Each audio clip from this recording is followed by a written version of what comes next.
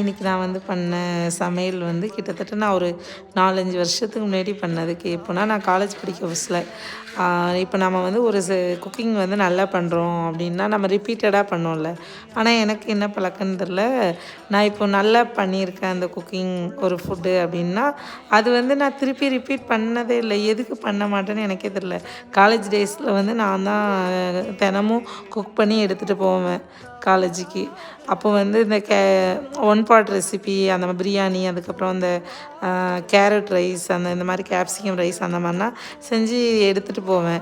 ஆனால் அதை வந்து இப்போ கொஞ்ச நாளில் நான் அதை பண்ணவே இல்லை, மறந்துட்டேன்னா என்னன்னு தெரில. ஸோ இன்றைக்கி வந்து சரி இவருக்கு வந்து எப்போவுமே இட்லி அந்த மாதிரி தான் பண்ணி கொடுக்கும் அப்படின்னு சொல்லிட்டு இன்றைக்கி அந்த ரைஸ் பண்ணினேன்.